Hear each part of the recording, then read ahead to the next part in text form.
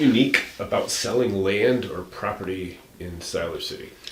Well, so, Siler City is much less expensive than Pittsboro right now. And, there are good neighborhoods and bad neighborhoods in Siler City, just like there are in any town. Some of the things that are, well, first of all, when it comes to selling land, it's hard to find land in Pittsboro right now. You don't have to go too far outside of Siler City to find land. We have Silcope, Bonlee, Bennett, Goldston, Bear Creek, and even Ramseur and Liberty on the other sides, Staley. There's a bunch of land for sale near Siler City. One of the big things with Siler Cities right now is people are looking at the schools. So I remember when I first started doing real estate in Chatham County, I had just left teaching at the Northwood Chatham County School, Northwood High School. And everybody was like, man, if we could only be like Chapel Hill School, Carborough School, East Chapel Hill. That was like the goal that we were looking at. I think Northwood School is very competitive with Chapel Hill schools now. And I think Northwood High School is very competitive with the Wake County schools. Jordan Matthews is still having some tough times. Jordan Matthews certainly has kids that go on to higher education, and we've had Moorhead scholars, we've had people go to Yale and Stanford out of Siler City, but Siler City, as far as the state grades and the state SAT scores, doesn't do as well as some of the other parts of the state.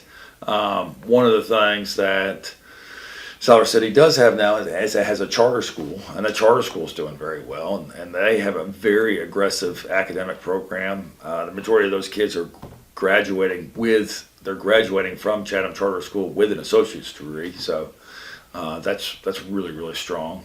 And those kids are going on to good schools. I have a client that had a granddaughter just graduate, and she's going to Carolina right now. So excellent program, but it is different. There's different building issues. There's different. There's some different neighborhoods in Siler City. It is different enough that we decided to open up an office in Siler City, and so we have agents there that specialize in that market because it is 16 miles down the road, but the sellers are different, the buyers are different, and the product is different.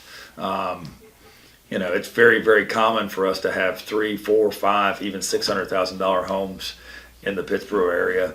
That's not very common in the Siler City area. I think our average in Pittsboro is about 284, 285, and our average in Siler City is probably about 136, 137. So, huge difference, and it's very, very rare to have an expensive home in Siler City. The other thing we need to look at are the income differences between Pittsboro and Siler City, so that's certainly going to affect what people are buying. But love the people in Siler City, love the farms that are out there. I'm a land guy. I have a couple big tracts of land for sale out there. That's where the big tracts are, is in the Siler City area.